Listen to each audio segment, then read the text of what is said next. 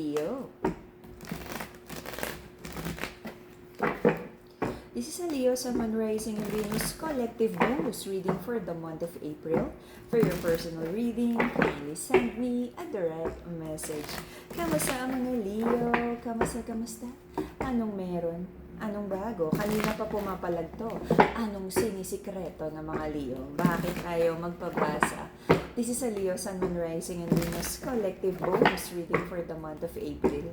Collective energy ng mga Leo, please. Collective energy ng mga Leo. Paalala, ang nag-iisang account ng Mystic Siren ay kay Angeles 11. Any messages coming from a different account? Hindi po ako yun. Mag-ingat sa scammers. Alrighty, let's see. Para sa personal reading, PM lang, okay? Just message me and sasagot ako sa lalo't madaling panahon. Leo.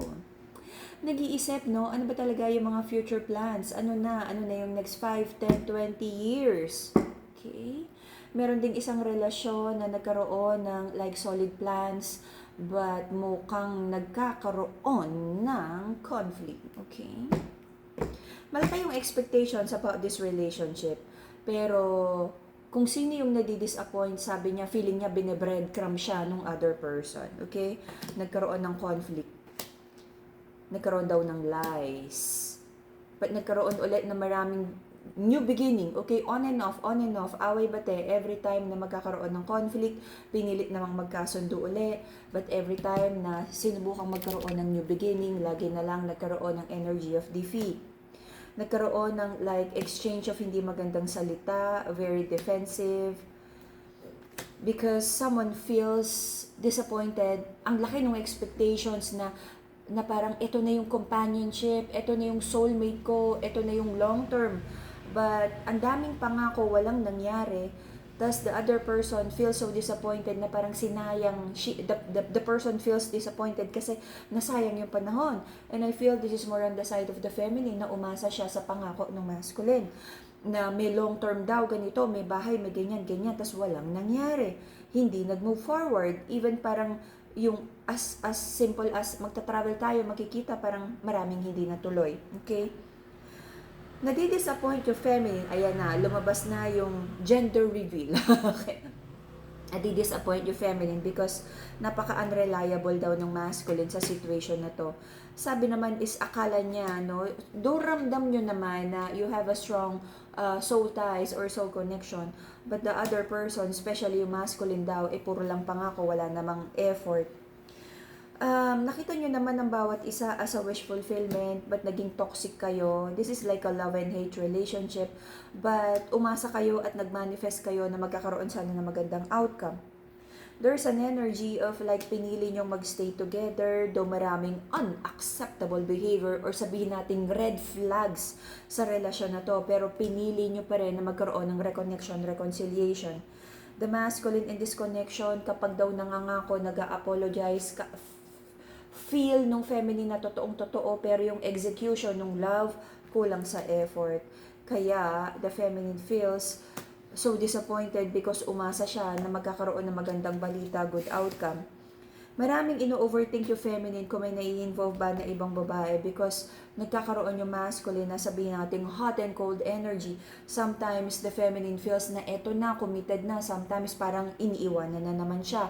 And that kind of pattern nagbigay ng doubts o baka naman nakakuha na talaga ang feminine ng ebidensya or whatever na nagdala sa kanya sa conclusion na may confusion si masculine sa iba pang feminine, sa third party, kaya ganito yung hot and cold behavior. Alam ng feminine sa connection na to with a judgment in the reverse na maaaring magkamali siya by keeping this relationship, but ano nga bang mangyayari? Mahal niya si masculine. Yan tayo eh. Okay. You might be dealing with a Pisces, Cancer, Scorpio, Cancer, Scorpio, Pisces, Capricorn, Aqua, Gemini, Cancerian. Let's see, bakit ganon? Masculine, totoo ba? Totoo ba? Ang sinasabi ni feminine na meron ka daw interest sa iba. May confusion ka daw sa iba kaya hot and cold ka sa kanya. The reason for the reading is ilang beses na, no, na parang na-threaten ang hiwalay or collapse ng relationship na to. Maraming questions. Because hindi daw nagiging honest ang masculine sa connection na to. Paasa, ika nga. Okay? Recent pa, sabi ng ating mga Leo, focus muna sa kaperahan kabuhayan. Napakarami daw challenges, so focus muna daw sa sigurado. May dumating naman na blessing, but sabi ng ating mga Leo, marami pa, no, yung minamanifest mo na financial blessings. Okay. So, prayers and manifestation. Someone is praying here na sana matapos na ang broken heart. Kung may hinihintay na good news pagdating sa trabaho, sana dumating na yung malaking blessings, mga cheque, kung ano man yan. This is like a big transformation na parang magtatanggal ng tinik sa'yo. Okay? Yung mga burden na nararamdaman mo right now. So, sabi ng ating mga Leo, you feel so sad, disappointed, about especially sa pag-ibig, marami daw kasinungalingan, paikot-ikot, hindi na lang magsalita ng totoo, para at least alam din, especially ng feminine sa connection na to, kung saan siya lalagay. Because hindi alam ng feminine kung mag-e-effort pa siya o abandon ship na ba to. Right now, pareho naman kayo nagfo-focus muna for now sa kaperahan kabuhayan habang you feel so uncertain about this relationship. Though the feminine is still waiting na magbigay ng solid offer ang masculine, totoong offer of love. Okay. Ngayon, nag-iisip ang ating mga feminine kung may hinihintay ba siyang like a solid offer of love sa masculine. Yung masculine naman sa connection na to, iniisip niya kung ano yung kaya niyang i-offer for now sa feminine. But definitely magkakaroon ng pag-uusap. Okay? So, manage your expectations, both of you, feminine and masculine sa connection na to. Feminine, it feels like marami kang gustong kunin na katotohanan, no, na parang sabihin natin kahit masakit na katotohanan, masculine, isampal mo na daw kay feminine. Mas gusto na niya yon, the energy of malaman niya yung totoo kahit betrayal pa yan, kesa naman umasa na naman daw siya sa false promises, or kesa naman daw umasa siya sa wala. Okay?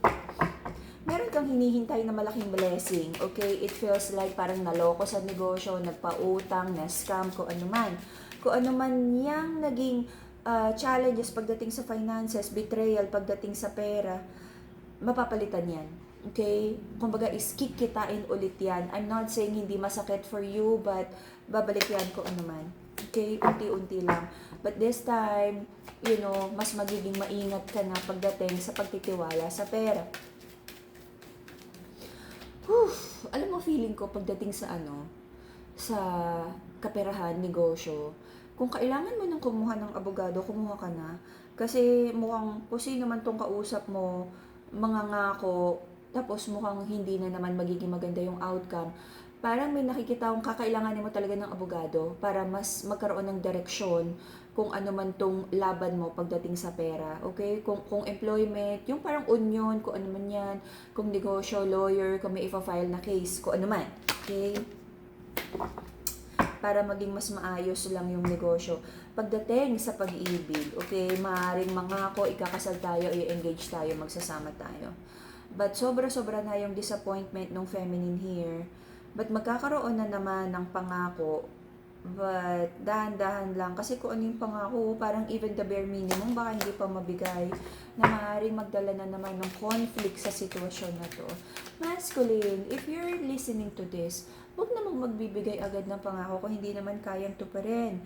Feminine, okay, kumbaga sa benta, oo, na parang you feel like parang okay na, mako-close na yung deal, parang magpo-propose na, pero hanggat wala sa'yo yung singsing at hanggang walang preparation ng wedding, mahirap umasa. Ay, nako. Pipilitin ng masculine, no, na parang, okay, nagiging sigurista lang yung masculine pagdating sa pangako sa pag-ibig sa kanyang feminine.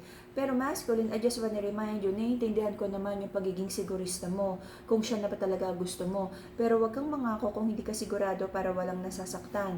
Pagdating sa negosyo, it feels like talagang kailangan ng abogado or daanin na sa, demanda ko ano man to para ma-push, no, na magbigay ng obligasyon tong taong kung sino man may atraso sa iyo. Okidoki.